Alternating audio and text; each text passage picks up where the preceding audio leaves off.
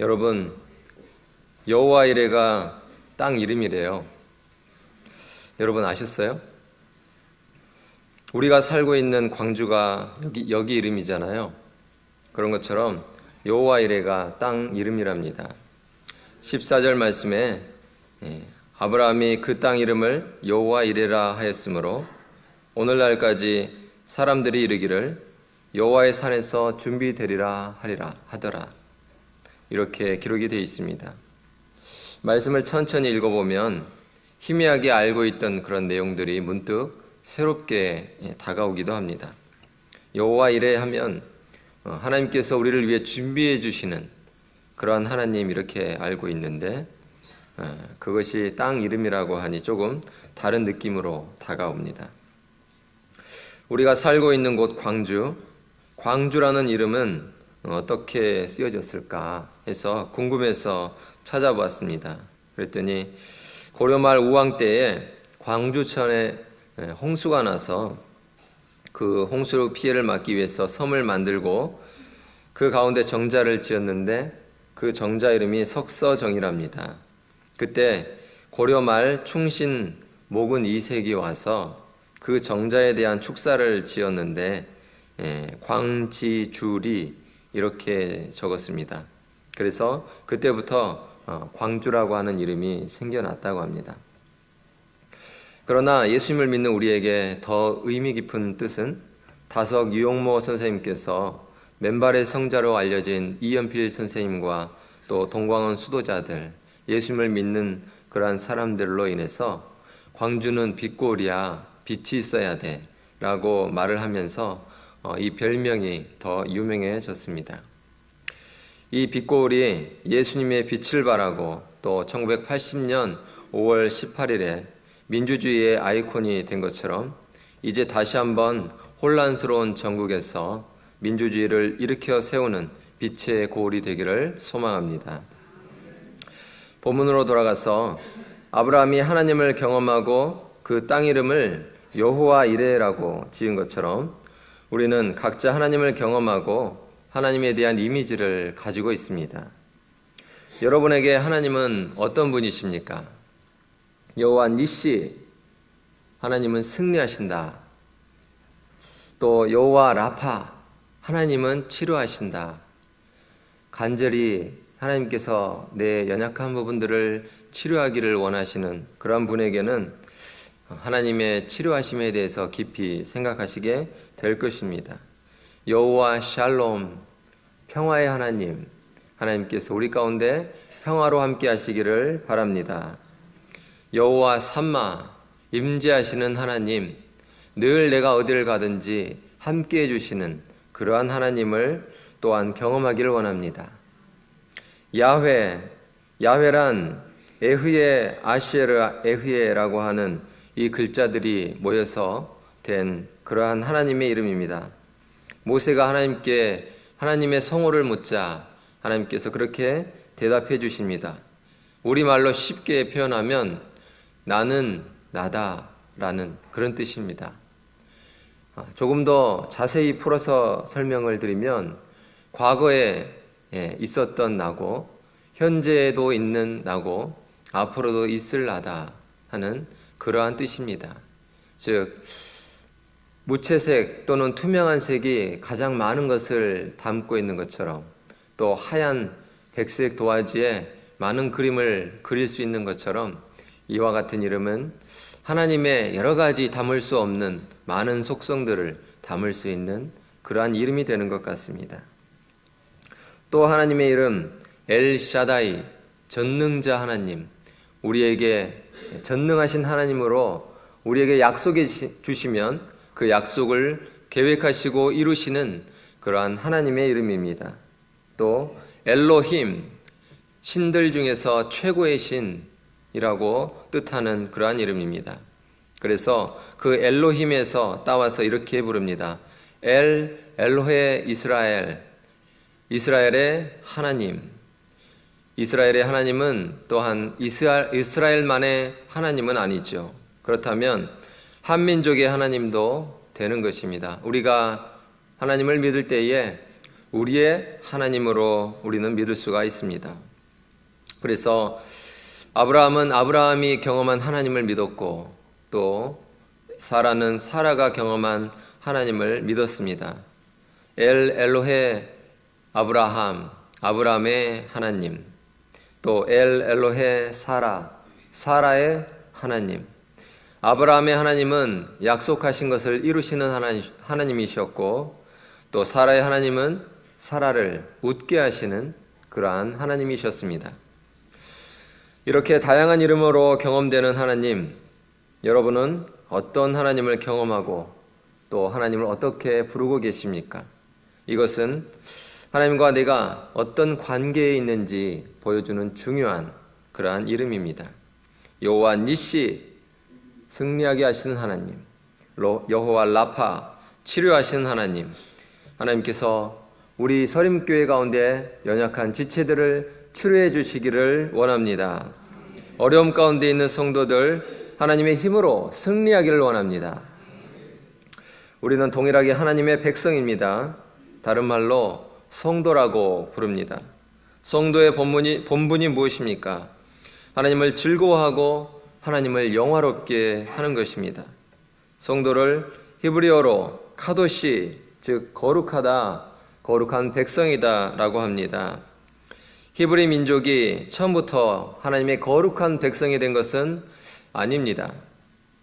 히브리 민족은 오히려 외국인들이 그들을 멸시하면서 불렀습니다.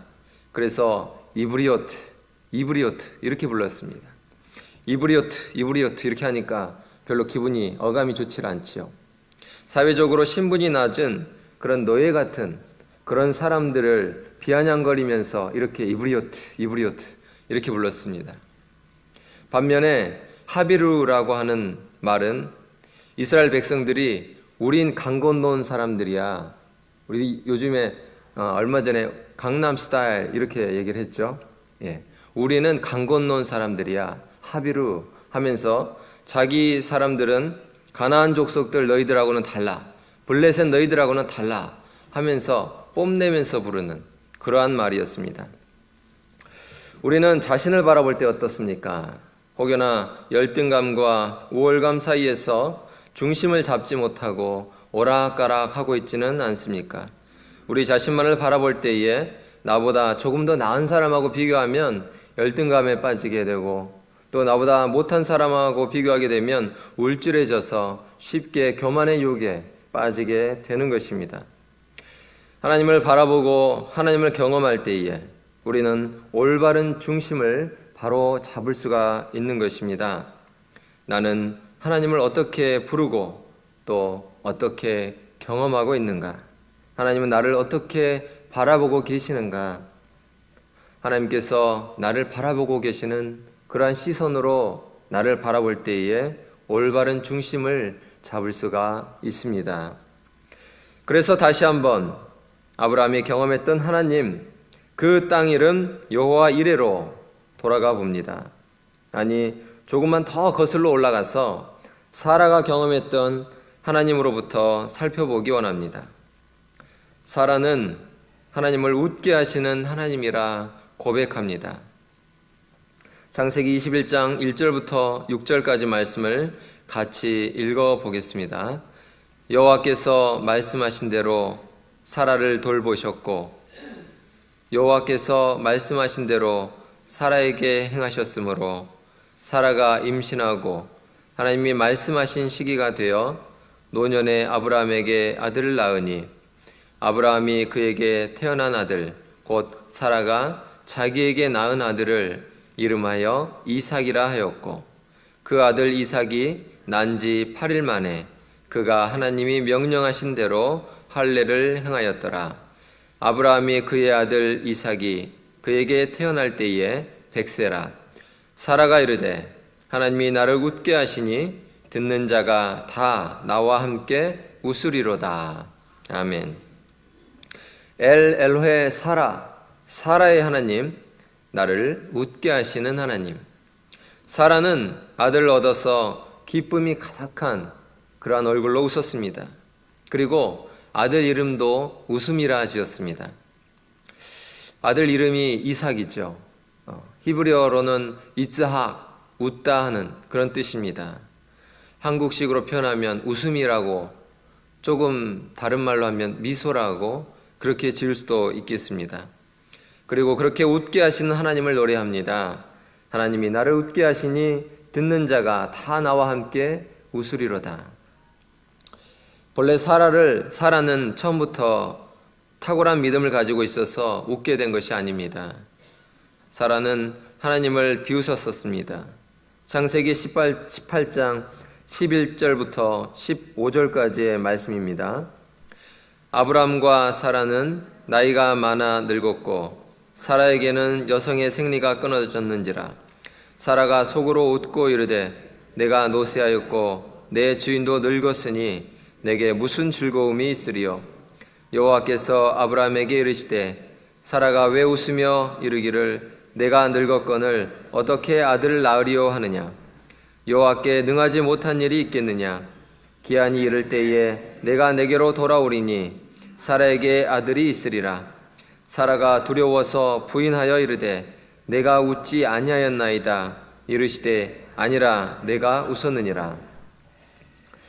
사라의 웃음은 오히려 믿음이 없어서 하나님의 약속을 듣고 비웃었던 것입니다. 비록 속으로 비웃긴 했지만 감히 제가 하나님을 비웃었습니다 라고 말할 수 없어서 부인하였습니다. 속마음까지 알고 계신 하나님께서 아니라 내가 웃었다 라고 말씀하십니다.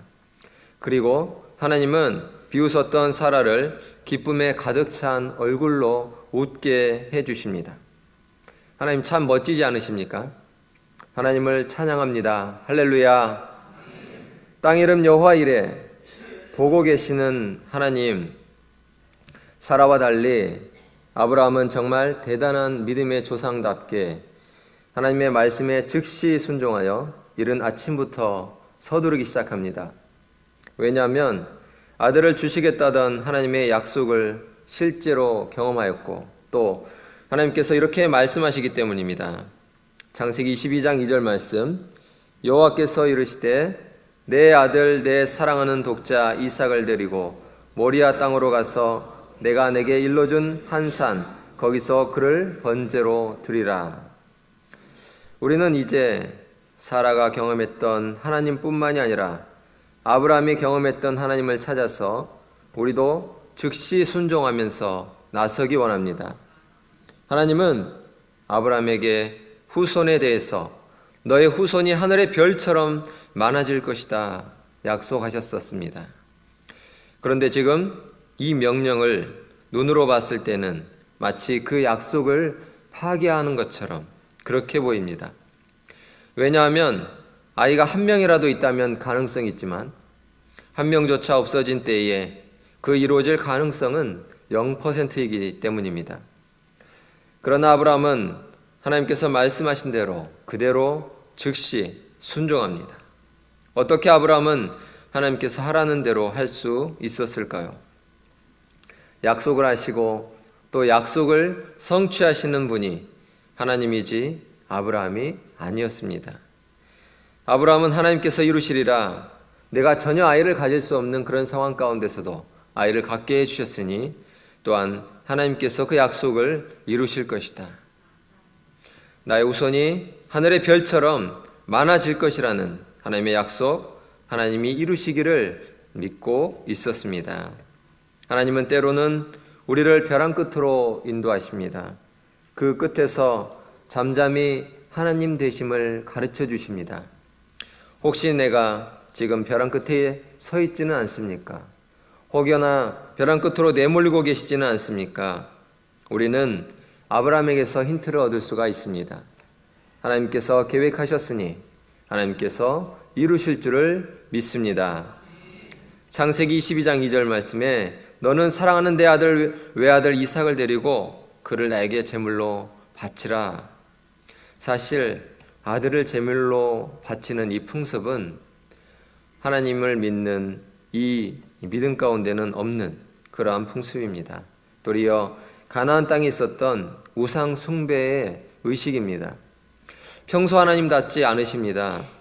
그래서 이상합니다. 그렇지 않은가요? 그런데 아브라함은 모든 것을 떠나서 내가 들은 하나님의 음성에 대해서 100% 확신했기에 그대로 순종합니다. 그 말은 아브라함은 하나님의 음성을 의심하지 않을 만큼 그 음성에 친숙했고 또 확신이 있었습니다. 아브라함아, 아브라함아, 그가 이르되 내가 여기 있나이다. 내가 여기 있나이다. 아브라함은 그 음성이 분명한 그 하나님께서 나를 부르고 계심을 알고 있었습니다. 늘 듣던 하나님의 음성이었습니다. 그래서 평소와 달리 특별한 명령을 하시는 하나님이셨지만 순종할 수 있었습니다. 요한복음 10장 3절로 5절 말씀입니다. 같이 읽겠습니다. 문지기는 그를 위하여 문을 열고 양은 그의 음성을 듣나니 그가 자기 양의 이름을 각각 불러 인도하여 내느니라. 자기 양을 다 내놓은 후에 앞서가면 양들이 그의 음성을 아는 고로 따라오되 타인의 음성은 알지 못하는 고로 타인을 따르지 아니하고 도리어 도망하느니라. 아멘. 우리는 하나님의 음성을 듣습니다. 그리고 하나님께서 우리를 부르실 때에 우리의 목자의 음성인지 그렇지 않은지 알 수가 있습니다. 만약에 하나님의 음성을 듣고 하나님의 말씀을 듣는 것이 이상하고 아직 낯설다면, 그렇다면 하나님의 음성을 듣는 데에 훈련이 되어야 할 것입니다. 요한복음에 나오는 것처럼 그 양이 목자의 음성을 잘 아는 것처럼 아브라함은 그 음성이 하나님의 음성인 줄 잘 알고 있었습니다. 우리도 또한 하나님의 음성을 듣는 것에 익숙한지 되돌아 보아야 할 것입니다. 하나님과 인격적으로 매일매일 말씀을 묵상하고 또 하나님께 기도를 드리고 또 하나님께서 그 말씀을 묵상하는 가운데 들려주시는 그 음성을 통하여 하나님과 깊은 사귐이 있기를 원합니다. 아브라함은 아침 일찍 일어나자마자 즉각 먼 길을 떠납니다. 사랑하는 아들과 번제로 바쳐질 그 아들과 함께 말입니다. 이삭이 아브라함에게 이렇게 묻습니다. 아버지, 다 있는데 제물로 바쳐질 양은 어디 있습니까? 애야, 제물로 바칠 어린 양은 하나님이 친히 준비하실 것이란다. 아브라함이 그곳 이름을 여호와 이레라고 불렀으므로 오늘날까지도 여호와의 산에서 준비될 것이다 라고 말하고 있습니다. 이 준비하실 것이다, 하나님께서 친히 준비하실 것이다 하는 이 단어는 이르에라는 그런 단어입니다. 이르에, 이 르에는 라라는 단어에서 왔습니다. 라는 보다라는 뜻입니다. 그것도 자세하게 주목하여 보다라는 그러한 뜻입니다. 그래서 독수리가 높은 곳에서 자세하게 주목하여 보다 하는 그러한 단어로까지 파생이 됩니다. 독수리같이 예리하게 관찰하듯 하나님께서 그 상황을 보고 계셨습니다. 엘로힘 이르에 로하세 레올라, 이 문장을 그대로 직역하면 하나님이 번제로 드릴 그 양은 그가 볼 것이다 하는 뜻입니다. 한마디로 하나님께서 이 모든 상황을 지켜보고 계신다라고 의역할 수가 있습니다. 달리 말하면 이삭에 대해서 아들아, 하나님께서 보고 계실 테니 같이 가자 이렇게 타으리면서 동시에 해결책도 하나님께서 보고 계실 것이다 라는 그러한 믿음의 고백이 되는 것입니다. 현재 처해진 상황이 너무 급박하게 돌아가고 있지 않습니까? 또 상황이 너무 불리하게 돌아가고 있지 않습니까? 그렇게 느껴진다면 하나님께서도 그 급박한 상황을 보고 계시고 그 불리하게 돌아가는 그 상황을 지켜보고 계신다고 생각해 보시기 바랍니다. 어떻습니까? 나 혼자만 그 상황에 힘에 눌려서 허우적거리는 그러한 것이 아니라면, 그래서 하나님께서도 그 같은 상황을 똑같이 보고 계신다면 우리는 더 이상 급한 상황에, 불리한 상황에 휘둘리지 않을 수 있을 것입니다. 아브라함은 그러한 어려운 상황, 마치 하나님이 없는 것 같은 이상한 상황에서 하나님께서 보고 계신다 하고 고백하고 있습니다. 이것이 곧 여호와 이레의 믿음입니다. 하나님께서 준비하실 것이다 하는 믿음의 고백입니다. 사실 우리는 우리 눈에 모든 그림이 보이지 않기 때문에 두려워하고 답답해합니다. 하나님은 우리에게 일기예보를 해주지 않으십니다. 인생의 청사진을 보여주지 않으십니다. 그러나 하나님을 의지하여서 하나님께서도 나와 같이 내가 처해 있는 상황을 보고 계십니다. 하나님께서 보고 계심을 믿으실 때에 나무에 걸린 순양을 발견하게 될 줄로 믿습니다. 창세기 23장에는 아브라함과 함께 동행했던 사라가 127세의 나이로 죽게 됩니다. 하나님께서 말씀하신 가나안 땅, 그 중에 한 도시인 헤브론 막벨라 굴에 장사되는 그러한 모습이 등장합니다. 하나님으로부터 가나안을 기업으로 약속받았던 그러한 아브라함이지만 그가 실제로 살아 생전에 확보할 수 있었던 땅은 아주 미미한 분량인 묘지와 주변 땅밖에 없었습니다. 아브라함이 눈을 사라를 매장했던 곳에 묻힐 것을 생각하고 눈을 감으면서 어떤 생각이 들었을까요? 하나님은 나를 통해서 약속한 땅을, 그 가나안 땅을 주시고 또 내 자손을 정말 수많은 별들, 수많은 모래와 같이 번성하게 해주신다고 하더니 고작 이건가? 아들은 이삭 하나뿐이요, 내가 얻은 땅은 그저 아내를 누이고 나를 누일 수 있는 그러한 묘지와 주변 땅밖에 없을까? 이렇게 생각했을까요? 아닙니다. 하나님께서는 아브라함을 인정해 주셨습니다. 그는 선지자라. 하나님께서 아브라함이 범죄 가운데에 그 아내 사라를 누이라고 속여서 아비멜렉 왕에게 넘겨주었을 그때에 하나님께서는 아브라함을 그렇게 인정해 주셨습니다. 그는 선지자라. 믿음의 눈으로 바라보고 멀리 훗날을 내다 볼 줄 안다. 하나님이 그렇게 인정해 주셨습니다. 다윗이 오실 예수님을 미리 바라보고 기뻐하며 노래하고 춤을 추었던 것처럼 아브라함은 눈을 감은 후에 하나님께서 이 민족을 4대 만에 다시 이 땅 여호와 이레로 되돌아오게 하실 것이라는 것을 보고 있었습니다. 믿음의 눈으로 볼 때에 보이지 않는 것을 내다볼 수 있는 안목이 생기고 그래서 기다릴 줄도 알게 되는 것입니다. 아브라함도 그와 같았습니다. 비록 그것이 내가 사는 동안이 아니라 할지라도 먼 미래 훗날을 기다릴 수 있게 되는 것입니다. 그래서 믿음은 연단은 인내는 소망을 낳게 하는 것입니다. 믿음으로 바라보게 되기 때문입니다. 하나님께서 아브라함에게 약속하신 가나안 땅, 별과 같이 많은 하나님 나라의 백성, 이것은 단순한 이 가나안 땅에 국한되는 것만이 아니었습니다.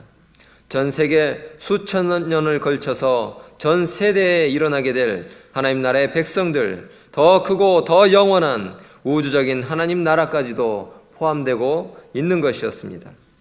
그러나 우선 그 땅 이름 여호와 이레는 아브라함이 그 아들 이삭을 바친 순종의 땅이요, 그 땅 이름 여호와 이레는 다윗이 인구 조사를 범죄함으로써 하나님께서 전염병으로 심판하실 때에 이곳으로 달려나가서 회개하였던 회개의 땅이요, 그 땅 이름 여호와 이레는 훗날 솔로몬이 성전을 지어서 하나님께 봉헌하였을 때에 하나님의 임재의 구름이 임재하셨던 지성소, 곧 거룩한 땅이요, 그 땅 이름 여호와 이레는 훗날 하나님의 아들 예수 그리스도께서 골고타에서 감람나무에 달려 죽으시면서 바라보셨던 보혈의 땅이요, 그 땅 이름 여호와 이레는 애석하게도 지금 무슬림 모스크 사원이 되어서 이삭 대신 이스마엘이 바쳐졌다고 우김을 당하는 땅이요, 그 땅 이름 여호와 이레는 슬프지만 평화의 성 예루살렘이라는 이름을 가진 채 수천 년간 이곳을 차지하기 위하여서 전쟁으로 인해 허다한 피가 얼룩진 땅이요, 그 땅 이름 여호와 이레는 그래서 우리가 깨어서 기도해야 할 땅이요, 그 땅 이름 여호와 이레는 하나님께서 지켜보고 계시는 땅이요, 그 땅 이름 여호와 이레는 하나님께서 다스리실 하나님 나라의 중심이 될 땅입니다. 오늘 말씀을 통해 아브라함과 같이 하나님의 음성을 들을 수 있기를 축복합니다. 우리는 하나님의 음성을 들을 때라야 즉시 순종할 수 있습니다. 하나님의 음성을 들을 때라야 그 땅 이름 여호와 이레를 향하여 떠날 수 있습니다. 우리가 하나님께서 맡겨주신 소명에 따라 길을 걸어갈 때에 그 길은 그저 편안하고 안락한 길, 넓고 많은 사람들이 가는 길이 아니라 십자가의 길이 될 것이고, 때론 값을 지불하면서, 때론 어깨에 짐을 짊어지면서 가는 길이 될 것입니다. 그러나 그 땅 이름 여호와 이레로 가는 길은 외롭지 않습니다. 친구 되신 우리 주 예수 그리스도께서 함께 가는 길이며 하나님의 거룩한 백성, 성도들과 더불어 가는 그러한 길이 될 것이기 때문입니다. 하나님은 우리에게 영원히 하나님이 되시고 우리는 영원토록 하나님의 음성을 듣고 순종함으로 거룩한 이름 여호와 이레를 찬양하기 원합니다. 오늘도 그 땅 이름 여호와 이레를 향하여 나아갑시다. 말씀 묵상하겠습니다.